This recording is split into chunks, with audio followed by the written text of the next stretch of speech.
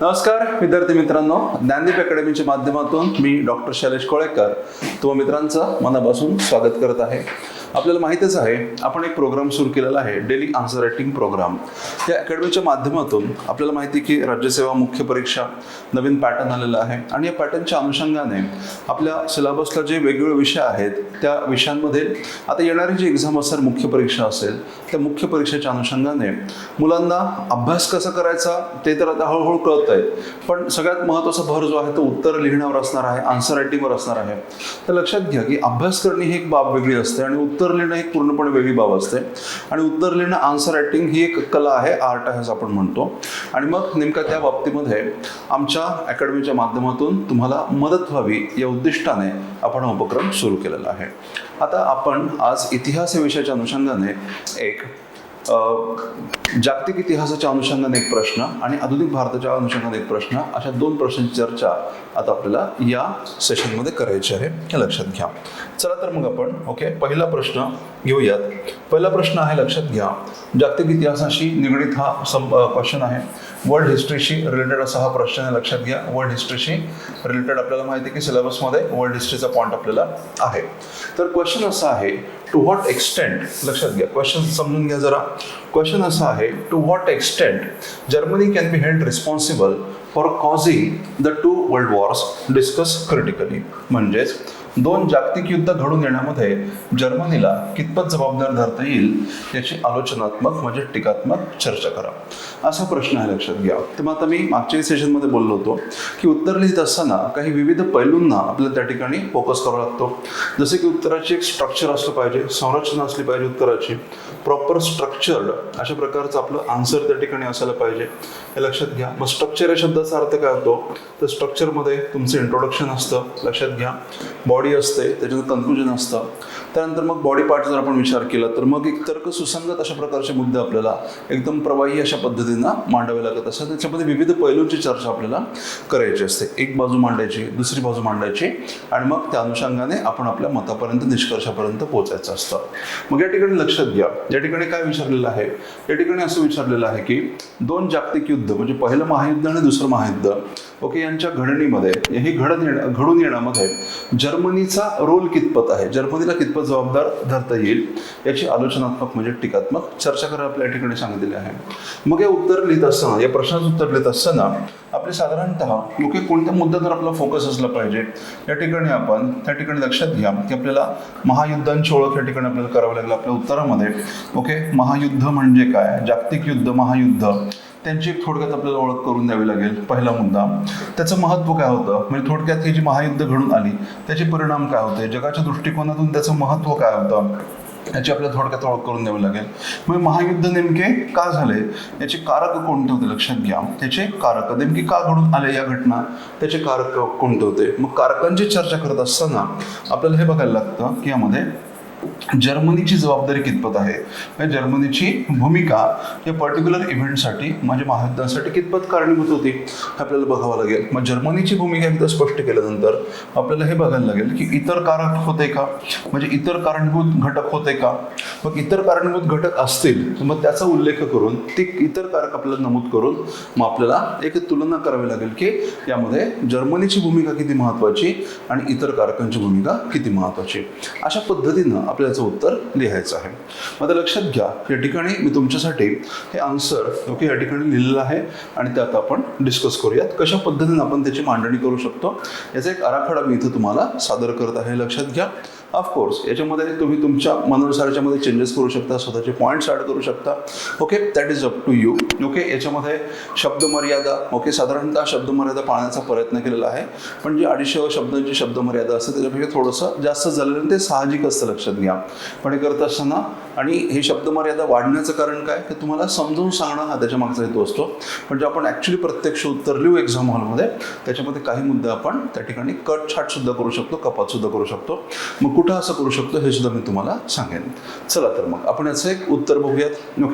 तर बघा, या प्रश्नाचं जे उत्तर आपण लिहू त्याची ओळख किंवा सुरुवात त्याला मी म्हणालो की इंट्रोडक्शन असतं. इंट्रोडक्शन जसं आपल्याला करता येईल, म्हणजे काय सांगितलं की पहिलं आणि दुसरं महायुद्ध म्हणजे काय आणि त्याचं महत्त्व काय. बघा आता इथे इंट्रोडक्शन जागतिक समुदायाच्या अस्तित्वावरच प्रश्नचिन्ह. बघा या ठिकाणी काय सांगायचा प्रयत्न केला, महायुद्धांचा परिणाम किंवा महत्व सांगायचा प्रयत्न केलेला आहे. जागतिक समुदायाच्या अस्तित्वावरच प्रश्नचिन्ह उभं करणाऱ्या 20व्या शतकातील महत्वाच्या घडामोडी म्हणजे प्रथम महायुद्ध. इथं कालावधीला सांगून टाकला, ही झाली त्या युद्धांची ओळख. प्रथम 1914 ते 1918 आणि द्वितीय महायुद्ध 1939 ते 1945 हे विश्वयुद्ध होत. या दोन्ही महायुद्धांच्या गणनेमध्ये जर्मनी या देशाची भूमिका महत्वाची मानली जाते. पण या ठिकाणी ते काय विचारतात, ठीक आहे, जर्मनीची जबाबदारी कितपत आहे. आपण त्याच्या इंट्रोडक्शन मध्ये हा मुद्दा सांगितला की त्याच्यासाठी जी काही कारण आहेत, कारक आपण ज्याला म्हणालो, कारणीभूत घटक आपण ज्याला म्हणतो, त्या कारणीभूत घटकांमध्ये जर्मनीची भूमिका होती हे सांगायचा प्रयत्न इथं करतोय. बघा आता जर्मनीची भूमिका काय होती हे जरा समजून घेऊयात. आता बघा जर्मनीची भूमिका कशी कशी विकसित होत गेली, डेव्हलप होत गेली. तर 1870 साली एकत्रीकरण झाल्यानंतर एक नवोन्मुख राष्ट्र म्हणून 1870 मध्ये जर्मनीचं एकत्रीकरण झालं होतं. जर्मनी आधी तुकड्या तुकड्यांमध्ये विखुरलेला, छोट्या मोठ्या राज्यांमध्ये विखुरलेला एक भौगोलिक प्रदेश होता. परंतु 1870-71 या काळामध्ये जर्मनीचं एकत्रीकरण झालं आणि एक राष्ट्र म्हणून जर्मनी आता उभा राहिला. आणि मग राष्ट्र म्हणून उभं राहत असताना साहजिकच जर्मनीमध्ये विस्ताराच्या प्रेरणा, आकांक्षा निर्माण झाल्या आणि एक्झॅक्टली ही प्रोसेस, पुढची विस्तारवादाची प्रक्रिया घडून आली. आणि त्यामुळं लक्षात घे की मग इतर देशांच्या मनामध्ये स्पर्धेची भावना, ईर्ष्येची भावना या बाबी निर्माण झाल्या. आणि त्यातून जी स्पर्धा निर्माण झाली, जो वैरभाव निर्माण झाला, तो वैरभाव म्हणजेच पहिलं महायुद्ध. मग हे तिथं सांगितलेलं आहे 1870 साली एकत्रीकरण झाल्यानंतर नवोन्मुख राष्ट्र म्हणून जर्मनीच्या महत्वाकांक्षा जागृत झाल्या व वसाहतवादी विस्ताराच्या प्रयत्नामध्ये त्या देशाने आक्रमक धोरणाचा अवलंब केला. त्यामुळे इतर युरोपियन देशांमध्ये जसे की ब्रिटन, फ्रान्स इत्यादी ईर्ष्येची आणि असुरक्षिततेची भावना निर्माण झाली. 1890 साली जर्मनीचे राजसूत्र कैझर विल्यम द्वितीय याच्या हाती आल्यानंतर, म्हणजे या ठिकाणी काय आहे, आता या ठिकाणी लक्षात घे की आपल्याला काय माहिती की जर्मनीच्या एकत्रीकरणामध्ये बिस्मार्क ओके या तत्कालीन नेत्याची भूमिका महत्वाची होती. तर बिस्मार्क एक मुत्सद्दी सुद्धा होता आणि त्याला जर्मनीचे विस्तार करणं ही त्याची महत्वाकांक्षा जरूर होती. पण त्याला हे सुद्धा माहिती होतं की जर्मनीच्या विस्तारवादाच्या प्रयत्नामध्ये ब्रिटनला, फ्रान्सला दुखावून चालणार नाही. त्यात ब्रिटन, फ्रान्स यासारखे, रशिया सुद्धा त्याच्यामध्ये आहे, यासारखे देश जर दुखावले गेले तर जर्मनीच्या विस्तारवादाला आळा घालण्याचे प्रयत्न केले जातील याची बिस्मार्कला चांगलीच कल्पना होती. आणि म्हणून बिस्मार्कचं जे धोरण होतं एक आस्ते कदम अशा स्वरूपाचं होतं. इतर सत्तांना न दुखावता जर्मनीचा विस्तार करणं ही बिस्मार्कची पॉलिसी होती. ओके, बिस्मार्क या बाबतीमध्ये डिप्लोमॅटिकली सिच्युएशन हँडल करत होता. परंतु 1890 मध्ये बिस्मार्कची जी सद्दी आहे, बिस्मार्कचं वर्चस्व संपुष्टात आलं आणि त्याऐवजी कैझर विल्यम सेकंड याचं जर्मनीच्या राजकारणामध्ये महत्व वाढत गेलं. आणि हा अत्यंत आक्रमक होता, महत्वाकांक्षी होता, विस्तारवादी होता आणि इतर युरोपीय सत्तांच्या प्रतिक्रियेचा फारसा विचार न करता यानं आक्रमक विस्ताराचं धोरण अवलंबलं. आणि त्यामुळे इतर युरोपीय सत्ता ज्या होत्या त्यांच्या मनामध्ये नाराजी, असुरक्षिततेची भावना निर्माण झाली आणि त्यातून लक्षात घे की लष्करी गटांचा उदय झाला आणि युद्धाला तोंड फुटलं. बघा आता इथे आपण बिस्मार्कबद्दल, आता मी बिस्मार्कबद्दल तुम्हाला डिस्कस करताना सांगितलं, पण त्या ठिकाणी आपण लिहू शकत नाही. का? कारण आपल्या इथे शब्द मर्यादा आहे, वेळेची मर्यादा आहे आणि म्हणून आपल्याला एकदम कोर महत्वाचे मुद्दे या ठिकाणी मेन्शन करावे लागतात. तर बघा 1890 साली जर्मनीची राजसूत्र कैझर विल्यम सेकंड याच्या हाती आल्यानंतर या स्पर्धेमध्ये तीव्र वाढ झाली. इथं मग त्या ठिकाणी बिस्मार्कचा उल्लेख न करता हा फरक निर्माण केला 1890च्या आधी 1890च्या नंतर. स्पर्धेत तीव्र वाढ झाली. जर्मनीच्या वाढत्या प्रभावापोटी इतर युरोपीय देशांनी परस्परांमधील वैरभाव बाजूला ठेवून जर्मन विरोधी आघाडी उभी केली. अशा प्रकारे जर्मनीच्या आक्रमक वृत्तीमधून युरोपीय राष्ट्रांमध्ये निर्माण झालेला परस्पर ईर्ष्या, संशय भावना आणि वैरभाव यांच्या परिणामी पहिले जागतिक युद्ध घडून आले. म्हणजे पहिल्या जागतिक युद्धामध्ये जर्मनी कितपत जबाबदार आहे याचं उत्तर या ठिकाणी दिलं. आता पुढचा मुद्दा बघा, लगेच दुसऱ्या महायुद्धासाठी जर्मनी कितपत जबाबदार होता हे आपण बघूयात. पहिल्या महायुद्धामध्ये, आता पहिलं महायुद्ध घडून आलं, पहिल्या महायुद्धामध्ये दोस्त राष्ट्राकडून जर्मनीचा पराभव झाला. पहिल्या महायुद्धामध्ये जर्मनी पराभूत झालं. पहिल्या महायुद्धामध्ये ओके दोस्त राष्ट्रांकडून जर्मनीचा पराभव झाल्यानंतर नंतरच्या काळामध्ये जर्मनीचं मोठ्या प्रमाणामध्ये खच्चीकरण घडून आलं. जर्मनीची ताकद मोठ्या प्रमाणामध्ये कमी झाली होती. युद्ध जर्मनी हारलेलं आहे. जर्मनीचं खच्चीकरण घडून आलं. त्यातून निर्माण झालेल्या विशिष्ट परिस्थितीतून त्या देशामध्ये हिटलर या नाझीवादी नेतृत्वाचा उदय झाला. या नाझीवादी राजवटीने जर्मनी जर्मन राष्ट्रवादी अस्मितांना फुलवून अत्यंत आक्रमक अशा विदेशी धोरणाचा अवलंब केला आणि आपल्या लगतच्या ऑस्ट्रिया, चेकोस्लोवाकिया, पोलंड या देशांवर चढाई केली, आक्रमण करण्याचा प्रयत्न केला. हिटलरच्या या आक्रमक विस्तार धोरणाच्या परिणामी दोस्त राष्ट्र एकत्र आली आणि त्यातून दुसरं महायुद्ध घडून आलं.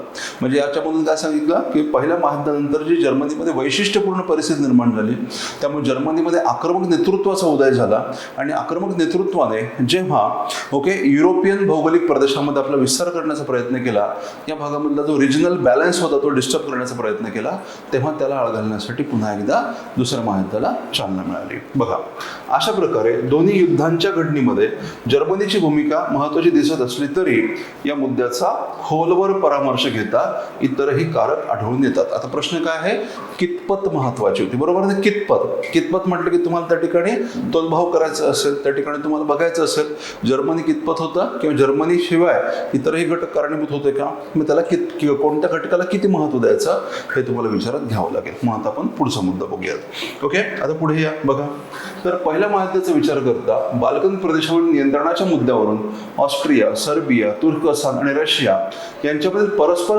स्पर्धेतून सुरू झालेल्या प्रादेशिक संघर्षाची परिणती म्हणजे पहिल्या जागतिक युद्धाची सुरुवात होईल.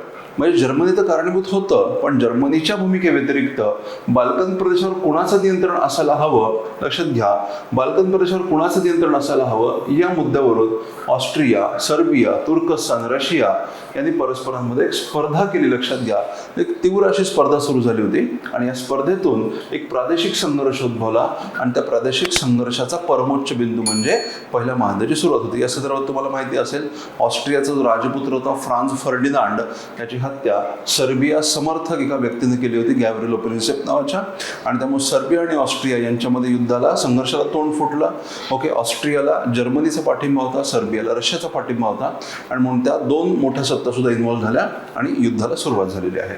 आणि म्हणून बाल्कन प्रदेशाच्या नियंत्रणाचा मुद्दा हा पहिल्या महायुद्धासाठी कारणीभूत घटक ठरला होता. त्या ठिकाणी जर्मनीचा प्रत्यक्ष संबंध नव्हता, म्हणजे इतरही घटक होते. ओके, पहिल्या जागतिक युद्धाची सुरुवात होईल. तसंच रशियामधील अंतर्गत राजकीय आर्थिक संघर्षात उद्भवलेल्या विशिष्ट परिस्थितीमुळे त्या देशाचा सहभाग.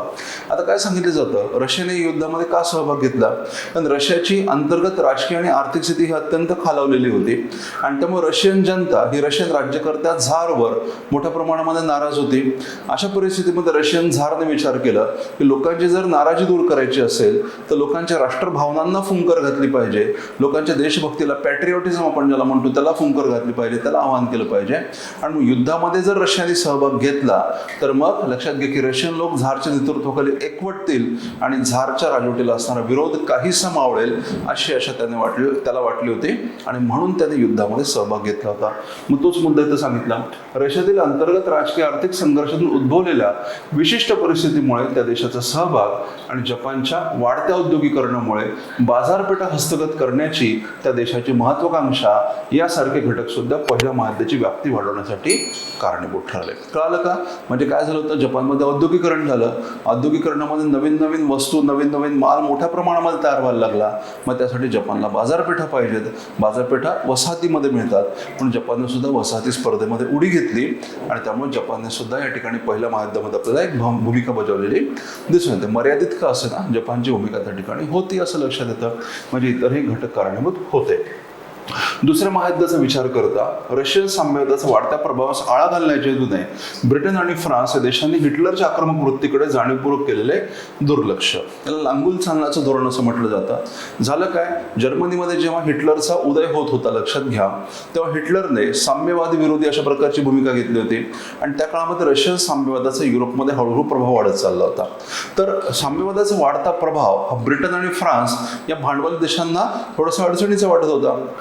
म्हणून हिटलरनी जी साम्यवादी विरोधी भूमिका घेतली होती ती ब्रिटन आणि फ्रान्सच्या दृष्टिकोनातून सोयीची अशा प्रकारची होती आणि म्हणून ब्रिटन आणि फ्रान्सने काय केलं, जेव्हा हिटलरचा उदय होत होता तेव्हा हिटलरच्या उदयाकडे आणि त्याच्या आक्रमक वृत्तीकडे जाणीवपूर्वक दुर्लक्ष केलं. किंबहुना काही बाबतीमध्ये त्याला प्रोत्साहन ब्रिटिशांनी दिलं होतं, कारण ब्रिटिशांना काय वाटलं, एकतर पहिल्या महायुद्धामध्ये पहिल्या महायुद्धानंतर जे तह झाले होते, करार झाले होते, त्याच्यामध्ये जर्मनीवर अन्याय झाला होता आणि दुसरी गोष्ट म्हणजे रशिया विरोधामध्ये जर्मनी जर्मनी एक भिंत म्हणून उभी राहील, ओके, रशिया विरोधामध्ये जर्मनी एक अडसर म्हणून उभा राहील अशी ब्रिटनला आशा वाटत होती. आणि म्हणून ओके लक्षात घे की ब्रिटन आणि फ्रान्स सारख्या देशांनी हिटलरच्या आक्रमक वृत्तीकडे जाणीवपूर्वक दुर्लक्ष केलं होतं.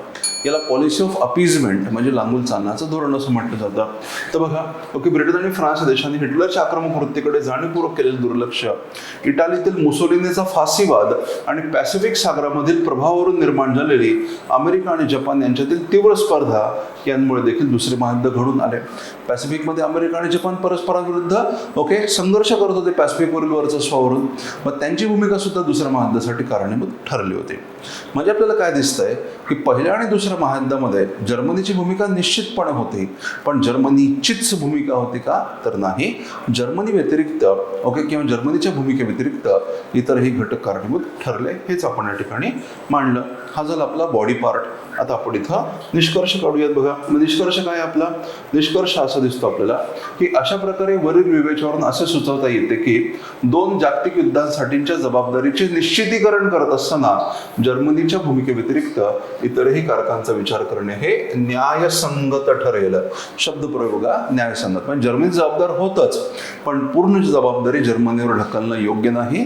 म्हणजे जर्मनीसोबत ते कुठेतरी अन्याय केल्यासारखं होईल. आणि म्हणून जर आपल्याला न्यायसंगत भूमिका घ्यायची असेल तर इतरही कारकांचा विचार करावा लागेल. याचं लक्षात मला काय सांगते, तर अशा पद्धतीने जर आपण उत्तर लिहिलं तर निश्चितपणे लक्षात, याच्यामध्ये आपण काय केलेलं आहे की प्रश्नाच्या अनुषंगाने प्रश्नामध्ये जे विचारलेलं आहे तेच आपण त्या ठिकाणी उत्तरात लिहिलेलं आहे. ओके, पहिलं दुसरं महायुद्ध, जर्मनीची भूमिका काय आणि कितपत भूमिका महत्वाची आहे, म्हणजे इतरही घटक कारणीभूत होते का, अशा सर्व पैलूंनी आपण ओके त्या उत्तराला मांडण्याचा प्रयत्न केला. एक आपण इंट्रोडक्शन केलं, एक निष्कर्ष कन्क्लुजन आपण काढला, आणि त्याच्यानंतर जो काही मुख्य भाग होता लक्षात गेला, आपण बॉडी पार्ट असं म्हणतो आन्सरचा, त्याच्यामध्ये आपण ओके ही पूर्ण प्रक्रिया त्याने आपण सांगायचा प्रयत्न केला. पहिल्या महायुद्धासाठी जर्मनी कसं जबाबदार, दुसऱ्या महायुद्धासाठी जर्मनी कसं जबाबदार, इतर घटक कसे कारणीभूत होते, आणि मग बॅलन्स करायचा आपल्या निष्कर्षामध्ये. अशा पद्धतीनं हा प्रश्न आपण इथं हँडल करू शकतो. ओके, सो होपफुली ते तुम्हाला उपयुक्त ठरलं असेल. Yes, okay. आता आपण ओके लक्षात घ्या की दुसऱ्या प्रश्नाकडे वळूयात. दुसरा प्रश्न आहे ओके लक्षात घ्या, to what extent did the role of the moderates prepare a base for the wider freedom movement, comment. Okay, हा पुढचा प्रश्न आहे, लक्षात घ्या. चला आता आपण दुसऱ्या प्रश्नाकडे वळूयात. दुसरा प्रश्न आहे टू व्हॉट एक्सटेंट, पुन्हा व्हॉट एक्सटेंटचा क्वेश्चन आहे.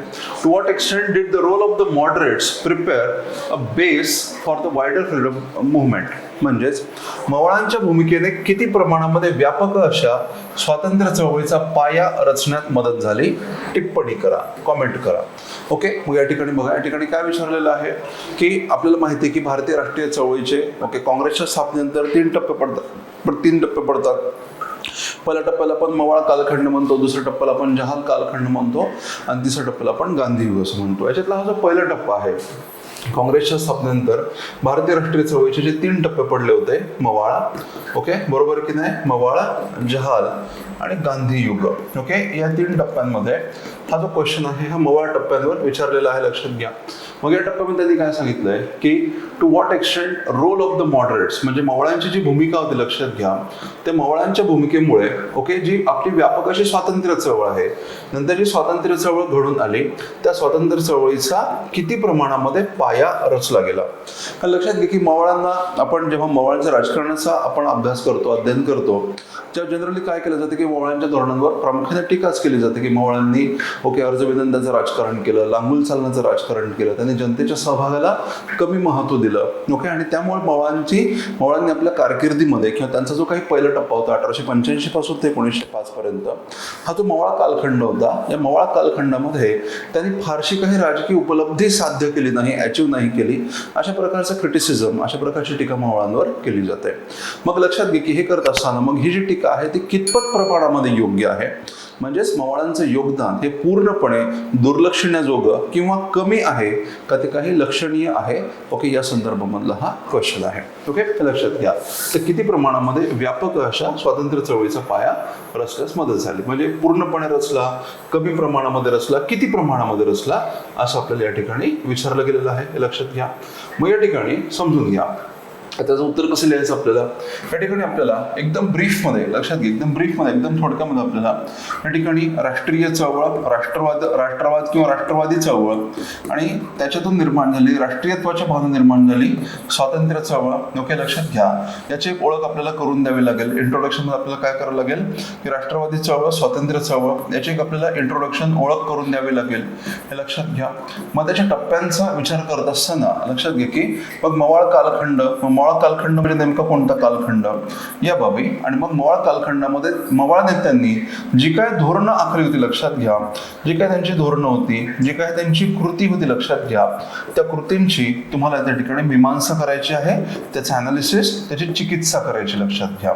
मग चिकित्सा करत असताना तुम्ही सकारात्मक बाजू मांडलीच पाहिजे का असं नाही, तर चिकित्सा करत असताना तुम्ही लक्षात घ्या की त्यांच्या मर्यादा सुद्धा सांगू शकता लक्षात घ्या.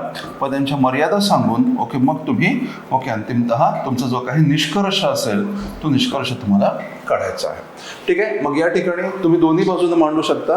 It is up to you. Okay, काही कॅन्डिडेट्सना असं वाटू शकतं की मवाळांची भूमिका कमी महत्त्वाची होती, मग ते तशा प्रकारचं उत्तर देऊ शकतात. ओके, आणि काही लोकांना असं वाटू शकतं की मवाळांची भूमिका ही महत्त्वाची होती, त्यांच्या देवशांचा जरी विचार जरी केला तरी त्यांचं योगदान हे महत्त्वाचं होतं, असंही जरी असलं तरी सुद्धा लक्षात घे की तुम्ही त्या ठिकाणी मांडू शकता. कारण तुमचं मत त्या ठिकाणी विचारलंय, टिप्पणी करायला सांगितलंय किती प्रमाणामध्ये. आता किती प्रमाणामध्ये विचारल्यामुळे ते प्रमाण ओके इंडिव्हिज्युअलच्या विचारसरणीनुसार बदलू शकता. पण जनरली असं असतं की लक्षात घे की आपण ओके नकारात्मक बाजू तर मांडायची, पण सकारात्मक मुद्द्यांवर सुद्धा भर द्यायला पाहिजे. ओके, मग आता या गोष्टीचा विचार करून आपण आता हे उत्तर डिस्कस करूयात. बघा उत्तर कसं असेल. आता पुन्हा याचं एक इंट्रोडक्शन असेल. ओके, ओळख किंवा सुरुवात किंवा इंट्रोडक्शन. 19व्या शतकाच्या दरम्यान निर्माण झालेल्या राष्ट्रवादी विचारसरणीच्या प्रभावामुळे भारतामध्ये स्थापित झालेल्या वसाहतवादाला आव्हान म्हणून स्वातंत्र्य चळवळीचा उद्भव घडून आला. बघा या ठिकाणी राष्ट्रवादी विचारसरणी आणि त्याच्यातून निर्माण झाली स्वातंत्र्य चळवळ एकाच वाक्यामध्ये सांगायचा प्रयत्न केला. म्हणजे लक्षात घे की आपल्याला कसं असतं, शब्द मर्यादा आहे आणि शब्द मर्यादा असल्यामुळे शब्दांची काटकसर करणं आपल्यासाठी आवश्यक असतं. ऑलरेडी लक्षात घे की आपल्याकडे सांगण्यासारख्या गोष्टी खूप असतात, त्याच्या उत्तराचा विस्तार होण्याची शक्यता आहे. अशा वेळेला आवर घालून आपल्याला जेवढं जमेल तेवढं थोडक्यामध्ये मांडायचं असतं. 250 शब्दांची मर्यादा किंवा 150 शब्दांची मर्यादा किंवा 200 शब्दांची मर्यादा, मग ते फुटपट्टी लावून मोजलं जात नाही 200 आहेत का 150 आहेत का, पण ती मर्यादा जनरली फॉलो केली गेली पाहिजे. म्हणजे प्लस वर 5, 10, 20, 25 शब्द चालतात ओके, पण त्याच्यापेक्षा जास्त नको. आणि जास्त लांबीचं उत्तर दिलं तर आपलंच नुकसान होते, कारण का पुढच्या प्रश्नाच्या लिहिण्यावर त्याचा परिणाम होऊ शकतो. एकच उत्तर आपण मोठं लिहिलं, दीर्घ लिहिलं तर मग समोरच्या उत्तरावर त्याचा परिणाम होतो. समोरचं उत्तर लिहिण्यासाठी आपल्याला कमी वेळ मिळतो आणि मार्क तर पडायचे तेवढेच पडतात ओके, अप टू 50% किंवा लिटल मोर दॅन 50%. आणि त्याच्यामुळे शब्द मर्यादा पाळणं हे आपल्याच हिताचं असतं, हे लक्षात घ्या. ओके, सो 19व्या शतकाच्या दरम्यान निर्माण झालेल्या राष्ट्रवादी विचारसरणीच्या प्रभावामुळे भारतामध्ये स्थापित झालेल्या वसाहतवादाला आव्हान म्हणून स्वातंत्र्य चळवळीचा उद्भव घडून आला. या चळवळीचे विकसन ही दीर्घकालीन प्रक्रिया आहे, हे लक्षात घ्या. म्हणजे या ठिकाणी ही घटना नाहीये. मवाळांचं मूल्यमापन करत असताना त्यांच्या जो टीकात्मक दृष्टिकोन जे बघितलं जातं ओके, तर मग तिथं कुठेतरी त्यांना पॅसिफाय करण्यासाठी ओके त्यांची बाजू मांडण्यासाठी आपण काय म्हणतोय, ही एक घडामोड नाही, ते हे प्रक्रिया आहे. लक्षात घ्या, मवाळांचा उदय होणं, काँग्रेसची स्थापना होणं हा प्रक्रियेचा हिस्सा आहे. ओके, या चळवळीचे विकसन, स्वातंत्र्य चळवळीचे विकसन ही दीर्घकालीन प्रक्रिया आहे आणि तिची पायाभरणी भारतीय राष्ट्रसभेच्या स्थापनेनंतरच्या मवाळ कालखंडामध्ये घडून आलेली दिसून येते. हे झालं आपलं इंट्रोडक्शन. ओके, कारण क्वेश्चन कशा संदर्भात आहे, मवाळांचं योगदान, आपण मवाळांच्या अनुषंगाने त्याला इंट्रोड्यूस केलं. आता पुढचा मुद्दा बघा. पुढचा मुद्दा, या काळातील मवाळ नेतृत्वाने वसाहतवादाचे आव्हान पेलताना. या ठिकाणी मी असं नाही म्हटलं की वसाहतवादाशी संघर्ष करताना, असं नाही म्हटलं, कारण मवाळ नेत्यांनी वसाहतवादाशी उघड संघर्ष टाळला होता. म्हणून आपला शब्दप्रयोग काय आहे, वसाहतवादाचे आव्हान पेलताना. ही शब्द योजना, भाषा सुद्धा मॅटर करते, लक्षात घ्या. कारण संघर्ष करता म्हटलं की मग काय होतं, मवाळांनी कुठं संघर्ष केला, उलट मवाळांनी ब्रिटिशांच्या लांगूल चालण्याचं अर्जविनंतीचं राजकारण केलं, मग त्याला संघर्ष म्हणता येईल का, असा प्रश्न निर्माण होऊ शकतो. म्हणून आपण काय म्हणूयात, आव्हान पेलताना. या काळातील मवाळ नेतृत्वाने वसाहतवादाचे आव्हान पेलत असताना ब्रिटिश सत्तेशी उघड संघर्षाचा पवित्रा न घेता निषेध अर्ज विनंत्याच्या राजनीतीद्वारे वसाहतवादाचे शोषक स्वरूप उघडे पाडण्याचा प्रयत्न केला. त्याच्या लक्षात ही भाषा समजून घ्या. राष्ट्रसभेची वार्षिक अधिवेशनं, वृत्तपत्र, सभा या माध्यमांमधून भारतीयांच्या प्रश्नांची शासनास जाणीव करून देणे आणि दबावतंत्राचा वापर करून त्या प्रश्नांची सोडवणूक करणे हे या काळातील राजकारण होते. आणि या राजकारणामध्ये सामान्य जनतेच्या सहभागाला फारसं महत्त्व दिलं गेलं नाही. म्हणजे मवाळांची कार्यपद्धत काय होती या 2 छोट्या पॅराग्राफमधून सांगितलेलं आहे. तर लक्षात कार्यपद्धत काय होती हे सांगितलं. मग आता पुढे आपल्याला काय सांगायचं आहे की मवाळांनी ही कार्यपद्धत का अंगीकारली हे सांगावं लागेल की नाही. बघा, आपण इंट्रोडक्शन केलं, मवाळांनी कोणत्या पद्धतीनं काम केलं ते आपण सांगितलं. आता आपल्याला हे सांगायचं की मवाळांनी या पद्धतीनं जे काम केलेलं आहे ते का केलं हे समजून घ्या. आता सो पुढच्या पॉइंटकडे या. ओके, मवाळांनी या संदर्भात घेतलेली भूमिका एका विशिष्ट दृष्टिकोनाचा परिणाम होती. काय होता दृष्टिकोन? मग आता आपण बुलेट्स केले, 1 बाय 1 एक आपण लिहित चाललेलो आहोत. लक्षात घ्या, ब्रिटिश सत्तेमुळे आर्थिक शोषण झाले तरी सुद्धा राजकीय दृष्ट्या घडून आलेल्या एकीकरणामुळे ब्रिटिश सत्ता भारतास उपकारकच आहे असे मवाळांचे मत होते. आणि म्हणूनच त्यांनी साम्राज्य अंतर्गत वसाहतीच्या स्वातंत्र्य स्वराज्याची असं असायला पाहिजे, त्यांनी साम्राज्य अंतर्गत वसाहतीच्या स्वराज्याची अपेक्षा केली. ओके, हे वाक्य लक्षात घ्या.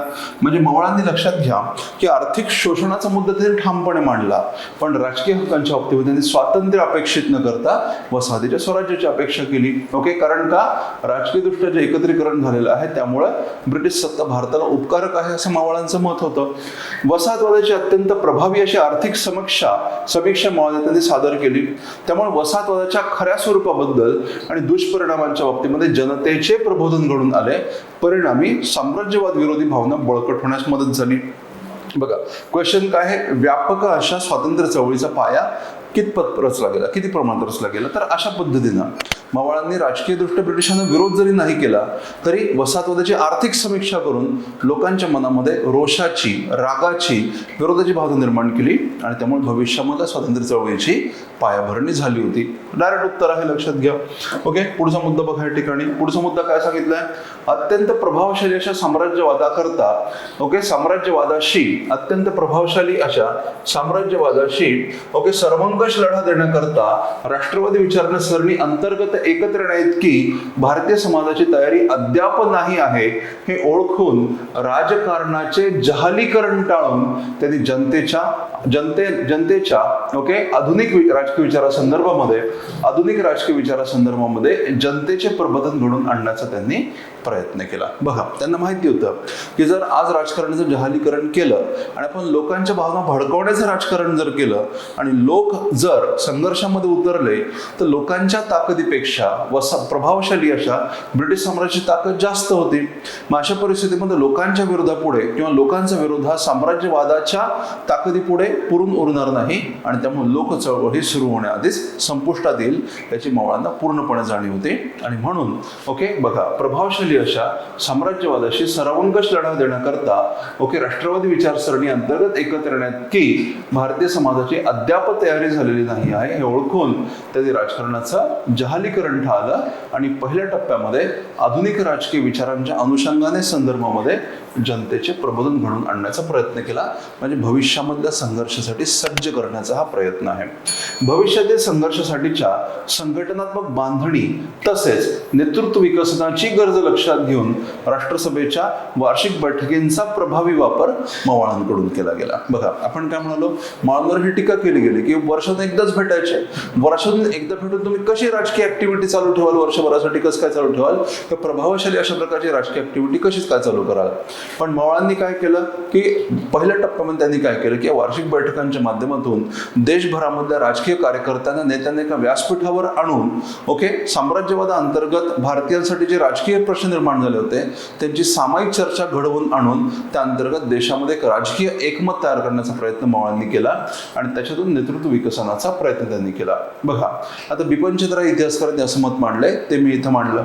इटालियन विद्वान अँटोनियो ग्राम्सी याच्या शब्दात सांगायचे झाले तर या काळात मवाळ राजकारणाच्या परिणामी नेतृत्वाच्या स्वरूपामध्ये भविष्यकालीन चळवळीची मुख्यालय विकसित होण्यास मदत झाली. ओके, ज्याला हेडक्वार्टर्स ऑफ द मुवमेंटची संकल्पना मांडलेली आहे. म्हणजे राष्ट्रसभेच्या व्यासपीठावर जे नेते कार्यकर्ते एकत्र आले, ओके, त्यांचं राजकीय प्रबोधन घडून आलं. मग ते आपापल्या प्रदेशामध्ये गेले आणि आपापल्या प्रदेशामध्ये त्यांनी तत्कालीन स्थानिक जनतेचं प्रबोधन घडून आणलं. अशा पद्धतीनं आधुनिक राजकीय विचार पसरवण्याचं काम या राष्ट्रसभेच्या व्यासपीठावर एकत्र नेत्यांनी केलं होतं. एक प्रकारे ती विचारांची मुख्यालय म्हणून काम करायला लागले होते. ओके, त्यानंतर समाज घटकांमध्ये अंतर्गत संघर्ष निर्माण करणारे मुद्दे टाळून, जसे की सामाजिक सुधारणा, सामायिक अशा राजकीय मुद्द्यांच्या आधारावर लोकांना एकत्र आणण्याकडे मवाळांचा कल असल्यामुळे भविष्यामधल्या राष्ट्र ऐक्याच्या भावनेस चालना मिळाली. बघा, राष्ट्राचं ऐक्य म्हणजे काय? सामायिक मुद्द्यांच्या आधारावर एकत्र येऊन आपण सर्व एक आहोत ही भावना निर्माण होणं म्हणजे राष्ट्रीय ऐक्याची भावना. पण जर मवाळांनी काँग्रेसच्या व्यासपीठावर सामाजिक मुद्द्यांना प्राधान्य दिलं असतं तर काय झालं असतं? लोक एकत्र येण्याच्या ऐवजी लोकांमधले मतभेद समोर आले असल्यामुळं लोक परस्परांपासून वेगळे झाले असते, राष्ट्रीय ऐक्य साध्य झालं नसतं. पण मवाळांनी ते टाळलं आणि त्यांनी काय केलं? अंतर्गत संघर्ष निर्माण करणारे मुद्दे टाळले आणि सामायिक अशा राजकीय मुद्द्यांवर लोकांना एकत्र आणण्याचा प्रयत्न केला. ओके, आता समजून घ्या. मग आता निष्कर्ष कसं काढता येईल? निष्कर्षामध्ये बघा, कारण कितपत प्रमाणामध्ये विचारलेलं आहे. मग माझं उत्तर थोडंसं मवाळांकडे झुकतं असं आहे. ओके, तुम्ही दुसरी बाजू सुद्धा तीव्रतेने मांडू शकता, it is up to you. पण या उत्तरामध्ये मी मवाळांना थोडासा झुकाव दिलेला आहे, कारण बिपनचंद्रांनी आपल्या पुस्तकामध्ये तशा प्रकारची मांडणी केलेली आहे आणि बिपनचंद्राची ही जी मतं आहेत ती आपल्याला एक्झाममध्ये महत्त्वाची ठरत असतात, म्हणून अशी मांडणी केली, लक्षात घ्या. ओके, बघा, निष्कर्ष काढत असताना ब्रिटिश सत्तेचे लांगुल चालन जनतेच्या सहभागाला, आता दुसरी बाजू इथं मांडण्याचा प्रयत्न केला थोडक्यामध्ये. ब्रिटिश सत्तेचे लांगुल चालन जनतेच्या सहभागाला दिलेलं कमी महत्त्व, ब्रिटिश सत्तेवर प्रभावी दबाव टाकून भारतीयांच्या हितरक्षणामध्ये आलेले अपयश, सामाजिक दृष्ट्या महत्त्वाच्या मुद्द्यांना राष्ट्रीय व्यासपीठावर दिली गेलेली बगल, ओके, राष्ट्रसभेच्या हंगामी स्वरूपामुळे राष्ट्रीय चळवळीमध्ये सातत्य राखण्यात आलेले अपयश, या बाबींमुळे मवाळ नेत्यांना टीकेचे धनी, शब्दप्रयोग बघा, टीकेचे धनी व्हावे लागले असले तरी वरील, म्हणजे याच्या आधी आपण जे विश्लेषण केलं त्या आधारे, वरील विश्लेषणाच्या आधारे असे म्हणता येईल की या नेत्यांच्या कार्यपद्धतीच्या मर्यादा असूनही त्यांनी भविष्यातील व्यापक अशा स्वातंत्र्य चळवळीचा पाया रचण्यामध्ये मोलाचे योगदान दिले. कारण बघा, या ठिकाणी त्याचा प्रश्न काय आहे? या ठिकाणी प्रश्न आहे की कितपत योगदान दिलं. तर माझा निष्कर्ष काय आहे? माझा निष्कर्ष असा आहे की त्यांनी मोलाचं योगदान दिलं. किती प्रमाणामध्ये व्यापक अशा स्वातंत्र्य चळवळीचा पाया रचण्यात मदत झाली? तर मोलाचं योगदान मिळालं होतं. ओके, मोठ्या प्रमाणामध्ये स्वातंत्र्य चळवळ पाया रचला गेला, पण याचा अर्थ पूर्णपणे नाही रचला गेला. त्यांच्या कार्यपद्धतीच्या मर्यादा होत्या, त्या मर्यादा सुद्धा आपण या ठिकाणी थोडक्यामध्ये उघडकीला आणलेल्या आहेत, हे लक्षात घ्या. ओके, तर अशा पद्धतीने लक्षात घ्या. अशा पद्धतीने आपण या ठिकाणी मराठीमध्ये राज्यसेवा मुख्य परीक्षेच्या अनुषंगाने, त्याचप्रमाणे जर तुम्ही UPSCची एक्झाम मराठीतून देत असाल, मराठी माध्यमातून तुम्ही UPSCची परीक्षा देत असाल, तर मग त्या एक्झामच्या तयारीसाठी, आन्सर रायटिंगसाठी तुम्हाला उपयुक्त ठरावं अशा प्रकारचं डिस्कशन आपण या ठिकाणी करत आहोत, लक्षात घ्या. होपफुली हे डिस्कशन तुम्हाला उपयुक्त ठरलं असावं, तुमच्या प्रिपरेशनला, तुमच्या तयारीला त्याच्यामुळे फायदाच होईल अशी आपली अपेक्षा आहे. Thank you very much for attending this session. Okay, तुम्हाला शुभेच्छा. बाय.